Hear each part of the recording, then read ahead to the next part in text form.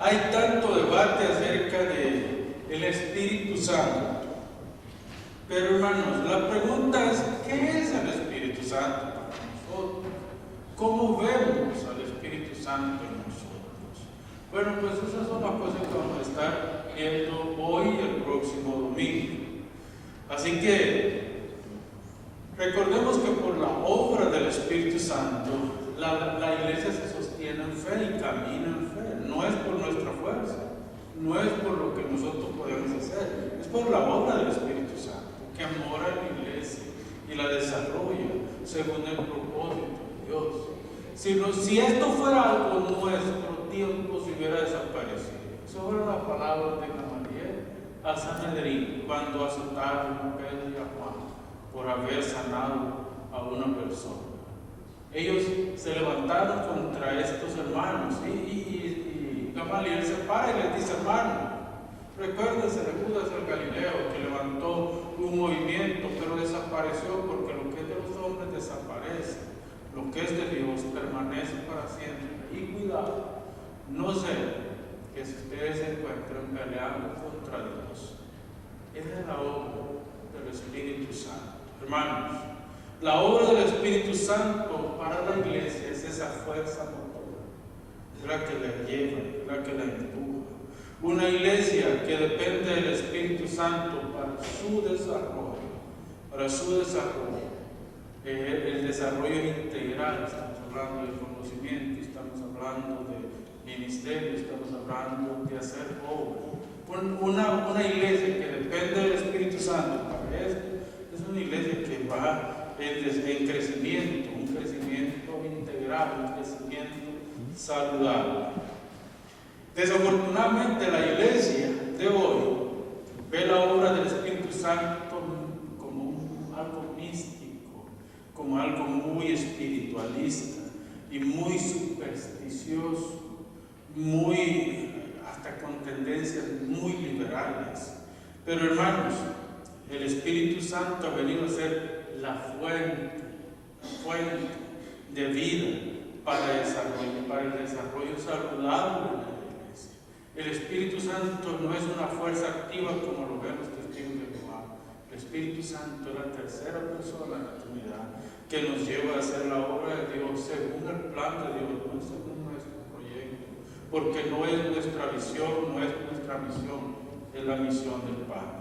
No olvidemos que la iglesia de Cristo lleva en su ser la obra del Espíritu, una obra que se va desarrollando, que nos capacita, que nos fortalece en los momentos de dificultad y desánimo.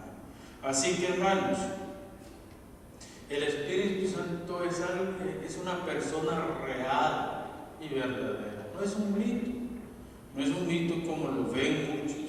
Hace algún tiempo alguien me dijo que yo no tenía el Espíritu Santo. Es peligroso decirle a una persona que tiene a Cristo en el corazón que no tiene el Espíritu Santo. Eso es muy peligroso y deberíamos de tener más conciencia en ello. Primero, porque el Espíritu Santo es Espíritu, por eso es Espíritu, y así se le denomina. Porque ninguno de nosotros podemos ver el sello del Espíritu. O puede usted ver quién es cristiano y quién no. Eso es algo que no se puede ver. Eso es algo que está en nosotros o no está en nosotros. Pero nosotros no lo podemos ver. Entonces, esa persona me dijo que yo no tenía el Espíritu Santo. Honestamente, hermano, sus palabras ni siquiera me ofendieron. Sus palabras me dolieron muchísimo, porque eso demuestra ignorancia y demuestra falta de temor de Dios. Además de eso, demuestra que no hay conocimiento bíblico, no hay conocimiento de la verdad. Porque cuando nosotros tenemos el Espíritu Santo, aquellos que dicen tener el Espíritu Santo, la primera obra que vemos nosotros en una persona que tiene el Espíritu Santo es humildad y respeto por los demás, especialmente si yo no estoy seguro de lo que estoy diciendo. Además de eso, nosotros tenemos que ver que el Espíritu Santo muestra el fruto del Espíritu.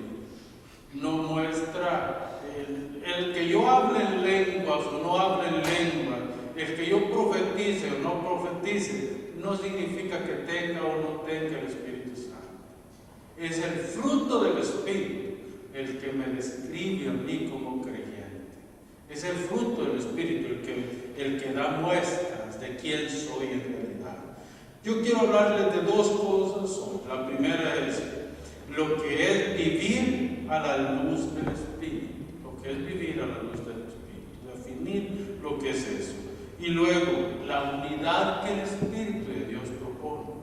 Porque hay una unidad cristiana que el Espíritu de Dios propone. Así que vamos a ir primero por viviendo a la luz del Espíritu de Dios. Para definir la obra del Espíritu en el creyente, debemos preguntar, ¿cómo se recibe el Espíritu Santo? Si alguien le pregunta a usted, ¿cómo puedo yo recibir el Espíritu Santo?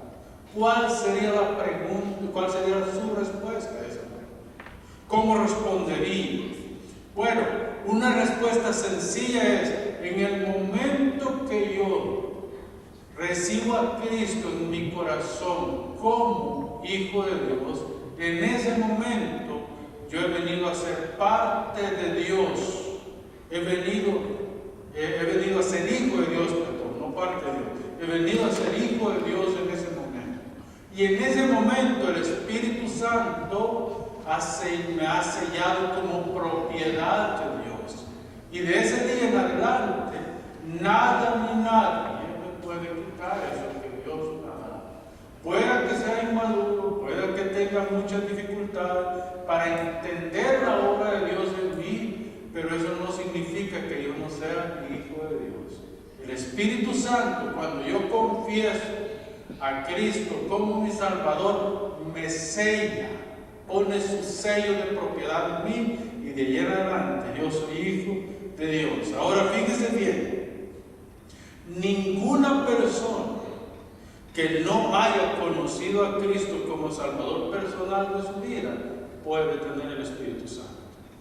Nadie que no confiese con su boca a Cristo como Salvador no puede tener el Espíritu Santo.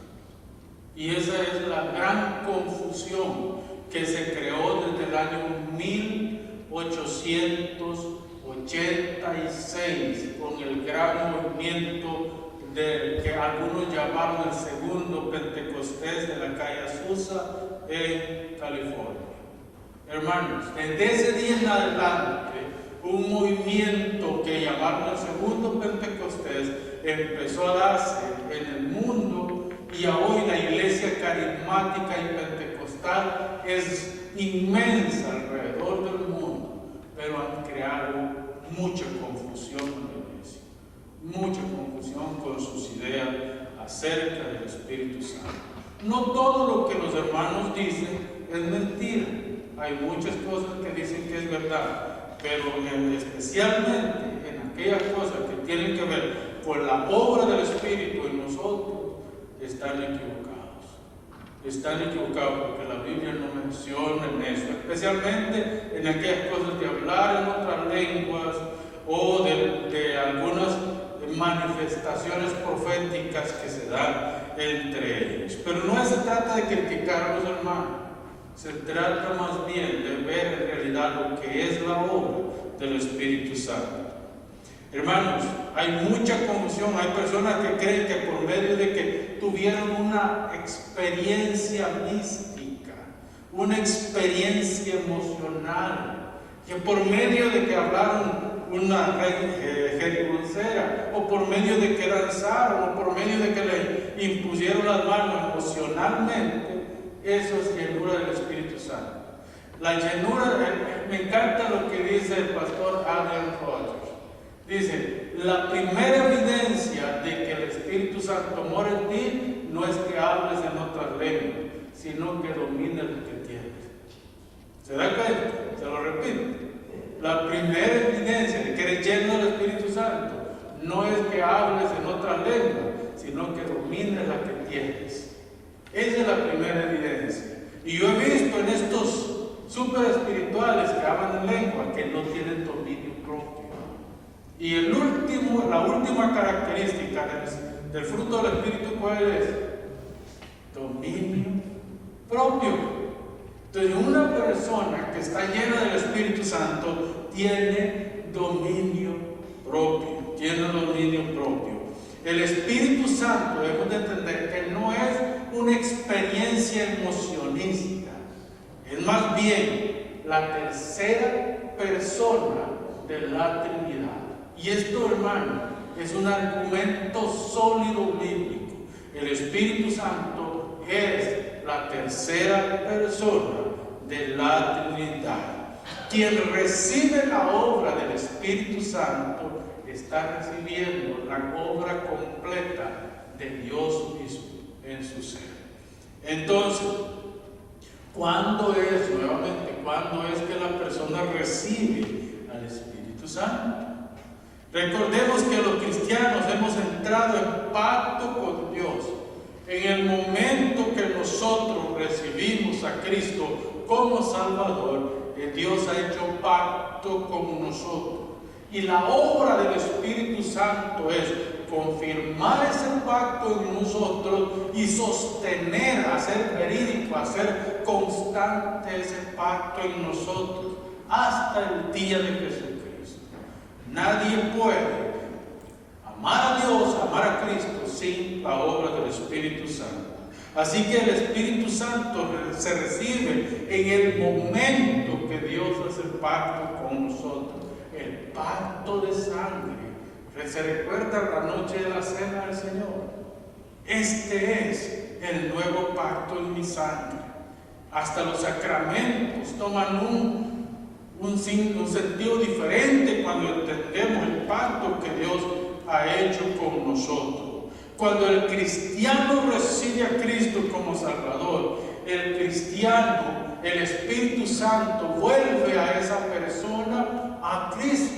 El trabajo del Espíritu Santo es desarrollar el carácter de Cristo en nosotros, hacernos parecer más a Cristo en lo que hacemos, en lo que decimos, en lo que pensamos y sobre todo en nuestras intenciones en un mundo tan perverso como el que vivimos. Su obra se va perfeccionando. Nosotros somos un diamante en bruto. Somos un diamante que el Espíritu Santo va puliendo, va sacando la escoria, va dándole forma. ¿Saben qué es un diamante? La belleza de un diamante son los ángulos que se crean en él.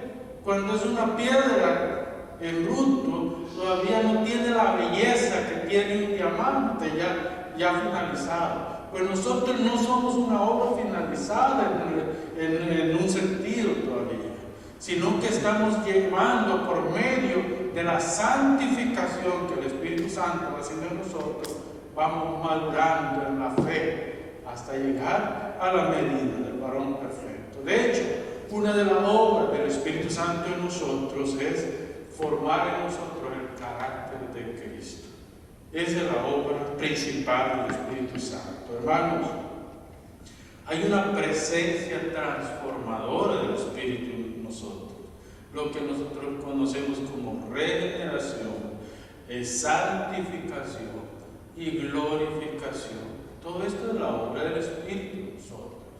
Recuerden, regeneración, santificación y glorificación. El Espíritu Santo va haciendo todo lo que tiene que hacer en nosotros para encarrilarnos a esa obra perfecta en nosotros. Al menos eso es lo que el apóstol Pablo dice.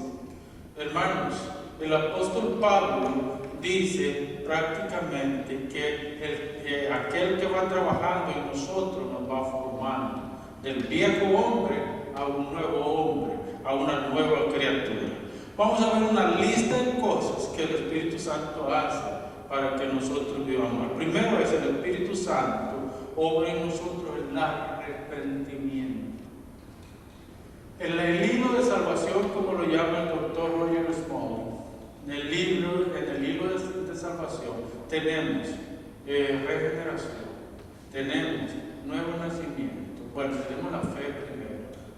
regeneración, santificación.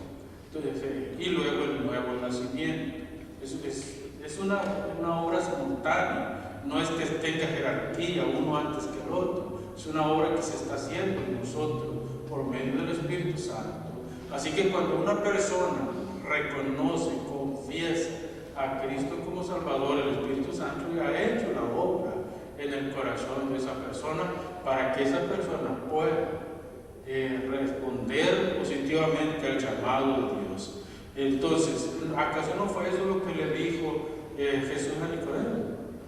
Te es necesario nacer de nuevo, nacer del agua y del Espíritu para poder entrar en el reino de Dios. Vean lo que dicen, especialmente el verso 5 del capítulo 3 de Juan. Es necesario que nazca del agua y del Espíritu. La persona que es por convencida de pecado por el Espíritu, esta responde en fe al llamado de Dios, al llamado del Padre, una fe que es obra de principio a fin por el Espíritu Santo. Esta es la gran diferencia entre el Antiguo Testamento y Pentecostés. En el Antiguo Testamento el Espíritu Santo venía sobre ciertos individuos para ciertas obras que les encomendaba Dios que hicieran, y por un determinado tiempo. No venía permanentemente a morar en ellos, sino más bien era esporádico, que el Espíritu Santo los capacitaba para hacer esa obra que tenían que hacer. Pero ¿qué es lo que pasa en Pentecostés? El Espíritu Santo es derramado sobre la iglesia. El Espíritu Santo viene hoy a vivir en la iglesia. Y si no, lean el capítulo 2 de Hechos y se van a dar cuenta que es el cumplimiento de la profecía de Joel 2:28. Y derramaré mi espíritu sobre toda carne, y estos profetizarán, y estos tendrán visiones, y estos harán la obra de Dios. El Espíritu Santo vendrá a morar en la iglesia, a vivir en la iglesia. Esa es la gran diferencia entre el antiguo y nuevo pacto. En el antiguo pacto, el Espíritu Santo capacitaba para cierta obra. En el nuevo pacto, capacita a la iglesia para hacer ¿qué? La gran comisión que el Señor nos dijo que teníamos que hacer. Ir y hacer discípulos a todas las naciones, bautizándolos en el nombre del Padre, el Hijo y el Espíritu Santo. Y aquí yo estoy con vosotros todos los días, hasta el fin del mundo. La obra del Espíritu Santo. 2. Nos ayuda a orar correctamente. El Espíritu Santo nos ayuda a nosotros a orar correctamente. Seamos honestos, hermano. Nosotros no sabemos orar. A veces nosotros vamos a Dios con una lista de peticiones, ¿verdad? ¿Sabían que Dios responde a las oraciones? Pero responde según nuestras necesidades. Dios no responde según nuestros caprichos, responde según nuestras necesidades. Dios nos da según nuestra necesidad, no según nuestros deseos. Y esa es la gran diferencia. Nosotros vamos con una lista de cosas delante de Dios y decimos, dame. Somos como el asadón, ¿verdad? ¿Qué hace el asadón? Solo algo, ¿verdad? Algo.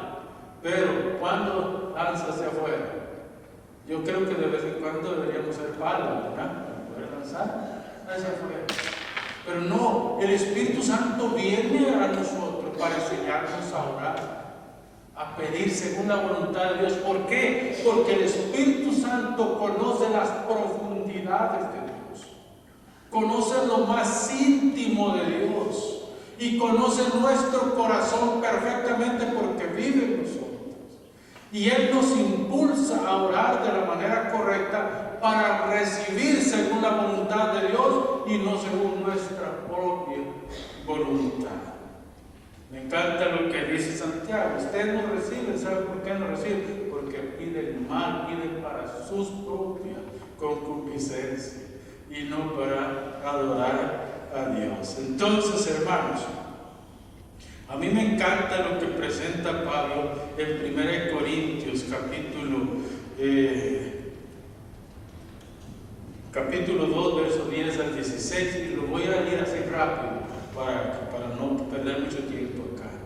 El verso 11, mira el verso 11 del capítulo 2, dice: porque ¿quién de los hombres sabe las cosas de los hombres, sino el espíritu del hombre que está en el hombre? Así tampoco nadie conoce las cosas de Dios, sino el espíritu de Dios.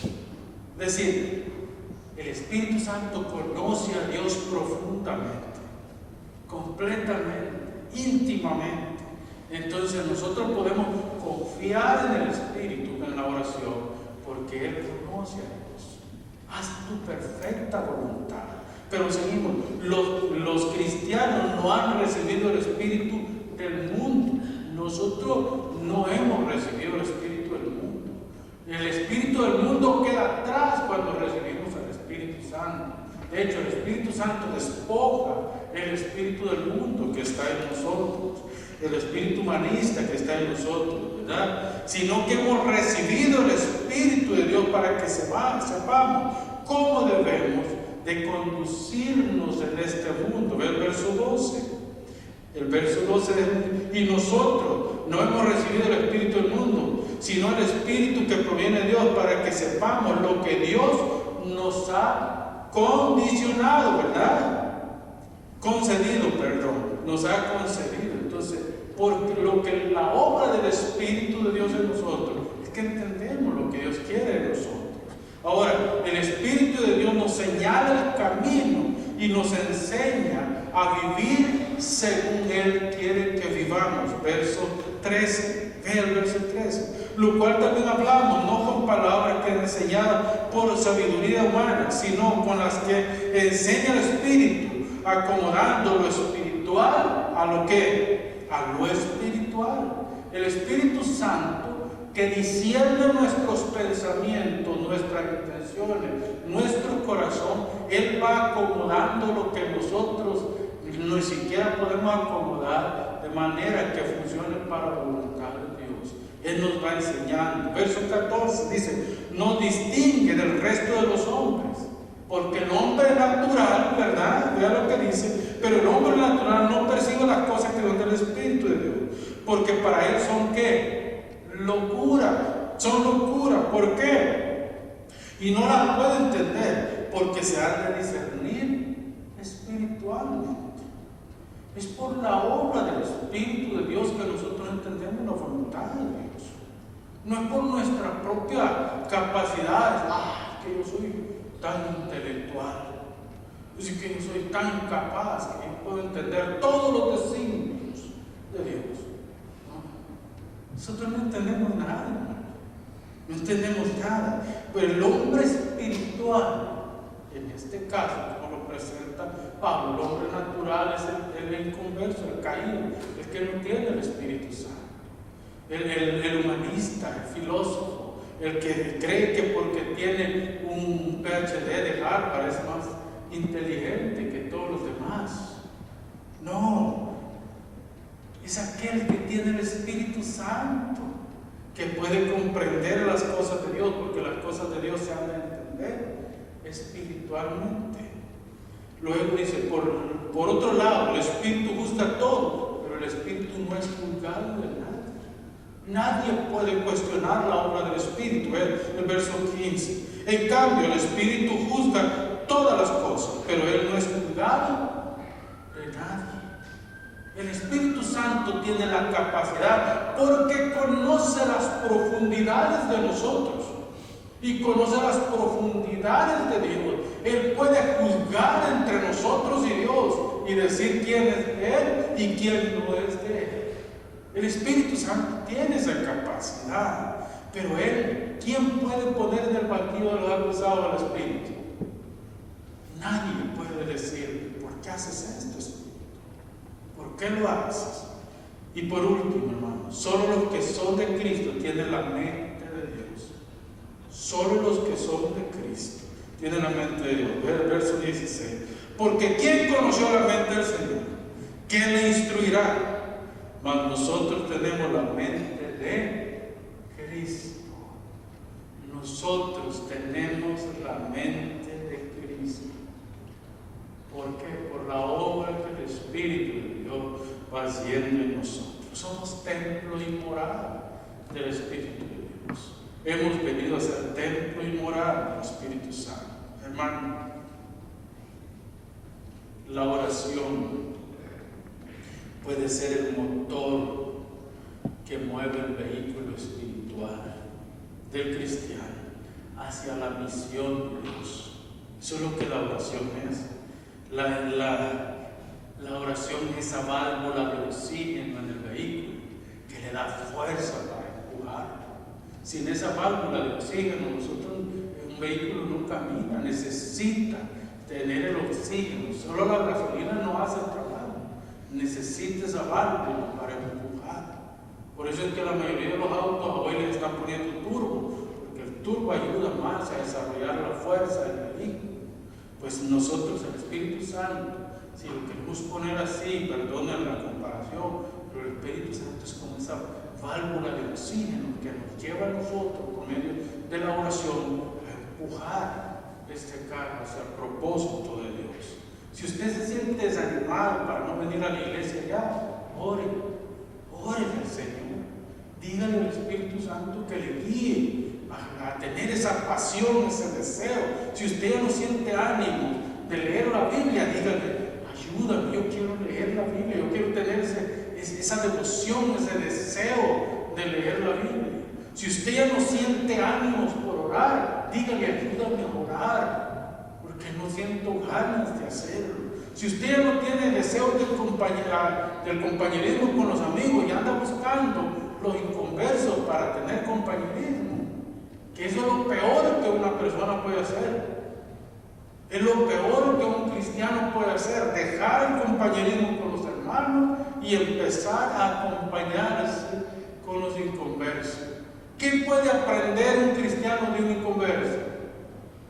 No puede aprender nada, porque el designio de su corazón es siempre hacer el mal. Siempre es hacer el mal. Hermanos, la palabra de Dios es viva y eficaz, y es más cortante que toda espada de dos filos.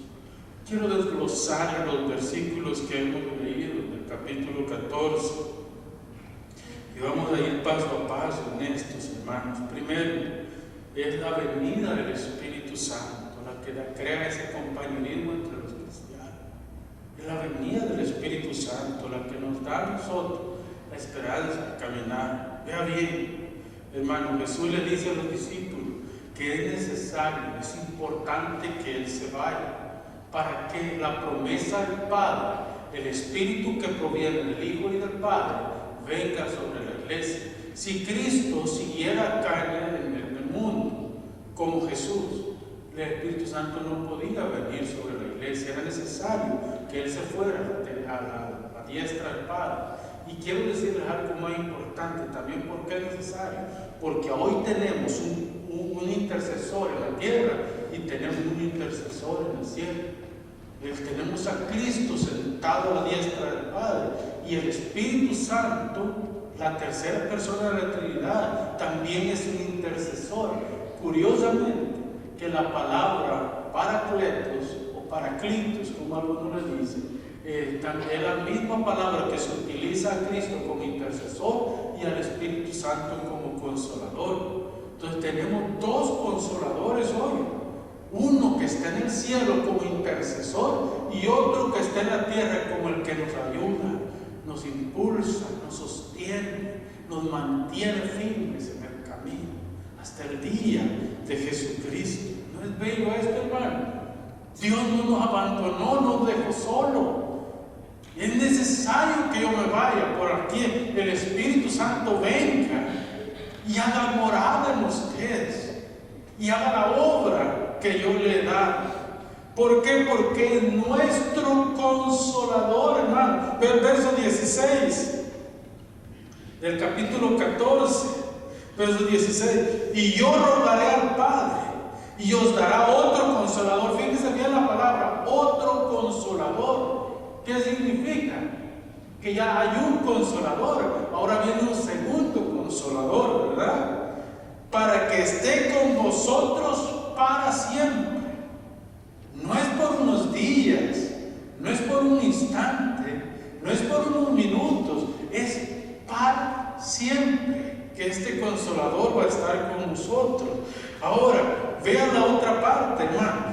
El Espíritu Santo guía a los cristianos a la verdad. ¿Y qué es la verdad? Bueno, Jesús lo dice en un versículo santo: yo soy el camino, yo soy la verdad y yo soy la vida. Nadie viene al Padre sino por mí. Pues entonces el Espíritu Santo nos guía a la verdad, que es Cristo Jesús, y en Él nosotros tenemos esperanza. Ve el verso 17. Y el Espíritu de verdad, al cual el mundo no puede recibir, porque no le ve ni le conoce, pero vosotros lo conocéis, porque mora en vosotros y estará en vosotros. Es decir, el Espíritu Santo hace un trabajo muy importante en la vida de los hijos de Dios, muy importante, porque nos prepara para recibir a Cristo en el día final. El Espíritu Santo es para los cristianos. El mundo no lo puede recibir. Un inconverso, alguien que no ha confesado a Cristo como Salvador, no puede recibir al Espíritu Santo, porque el Espíritu Santo mora en templos santos, limpios, que Él mismo ha limpiado por medio del agua de la regeneración, en la que nosotros hemos sido bautizados. Hermanos, el cristiano no quedó huérfano, y aquí hay una doble implicación. El cristiano, ve el verso 18: no os dejaré huérfanos, vendré a vosotros. ¿En quién va a venir? En la obra del Espíritu va a venir a nosotros. Pero en esto les digo, hay una doble implicación. Primero, en Cristo los cristianos han sido adoptados hijos de Dios. El capítulo 1, verso 5 de Efesios dice que en Jesucristo nosotros fuimos adoptados hijos de Dios. Entonces esa adopción nos fue dada en Cristo Jesús. Segundo, el cristiano no quedó solo. El Espíritu Santo le acompaña. Es su compañero incondicional, es su compañero permanente hasta el día final. Y todavía yo creo que el Espíritu Santo seguirá en nosotros aún después de que nos haya glorificado para presentarnos delante de Cristo. Seguirá en nosotros, porque nosotros hemos venido a ser templo y morar de Él. Y no dice que para hasta el día de Jesucristo, sino que dice para siempre. Cada vez que dice que nosotros, Él ha tomado nuestro corazón como templo de Él, dice que es para siempre. Para siempre. Entonces, hermano, 4. El Espíritu Santo hará un trabajo de docencia y de aplicación de la palabra de Dios. Vean el verso 26. Mas el Consolador, el Espíritu Santo, a quien el Padre enviará en mi nombre, Él os enseñará todas las cosas y os recordará todo lo que yo os he dicho. ¿Qué es eso? Docencia. Nos enseñará, nos mostrará el camino, nos ayudará a entender las Escrituras, nos ayudará a comprender aquellas cosas que nosotros, nuestra mente, nuestros ojos no pueden descifrar. Pues es con la ayuda del Espíritu que nosotros podemos entender. Esto se llama iluminación. Iluminación. El Espíritu Santo prende el foco en nuestro entendimiento cuando leemos la Biblia en ese momento. Ahora, la aplicación significa que nos llevará a ser como Cristo, nos encaminará a cada día irnos perfeccionando más y más y más. Hermanos, aplicará la palabra y el Evangelio en nosotros. Ese es el trabajo del Espíritu, aplicar la palabra y el Evangelio en nosotros. qué maravilloso esto, hermanos.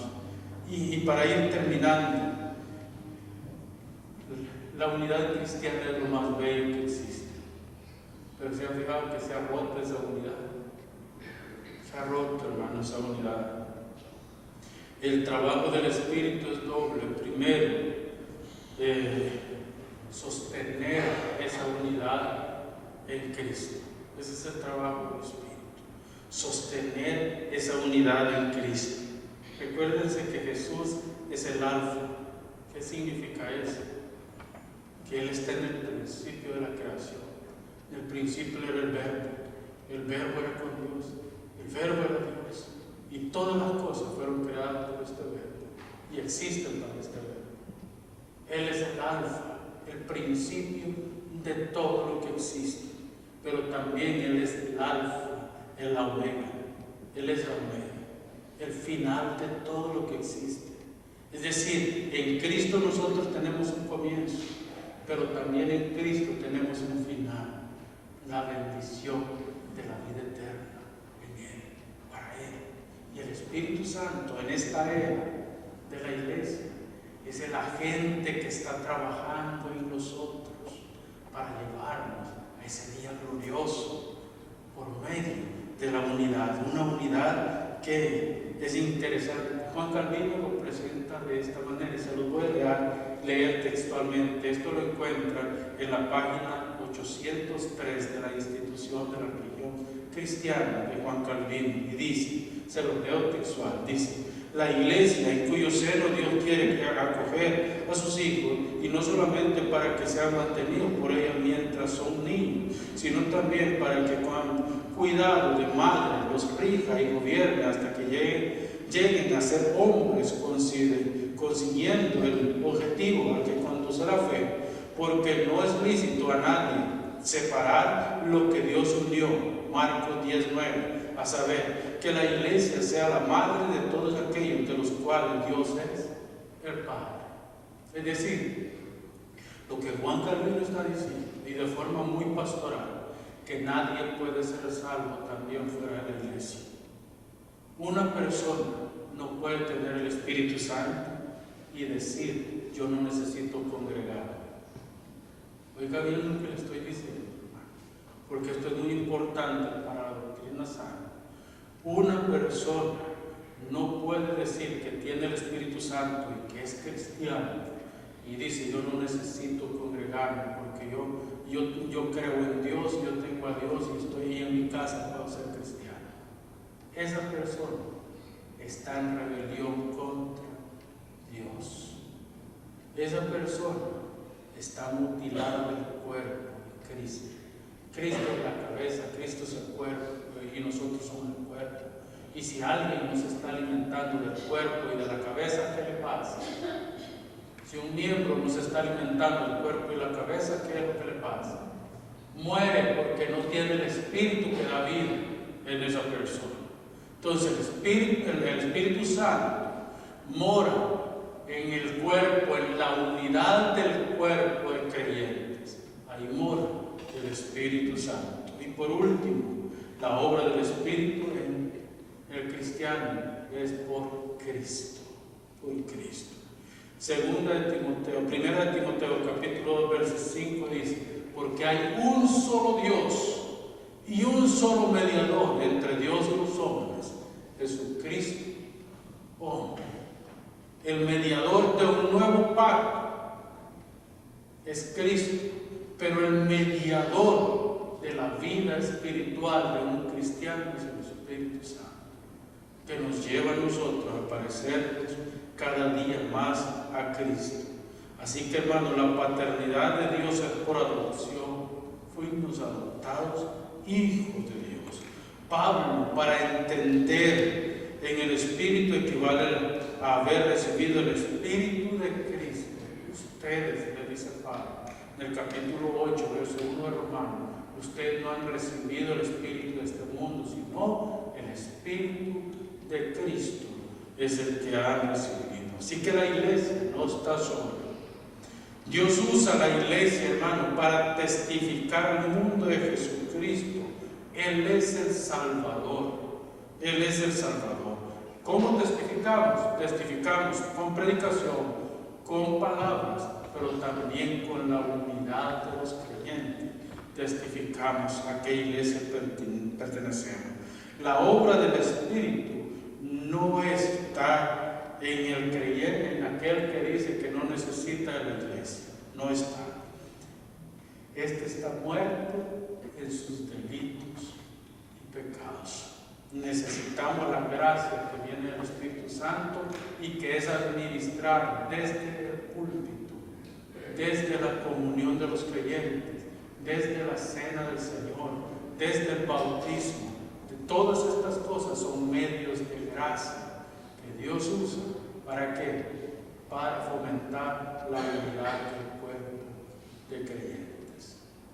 Así que si usted es cristiano todavía y todavía no tiene a Cristo en su corazón, este es el día para que Cristo venga a ser morada de su corazón a través del Espíritu Santo.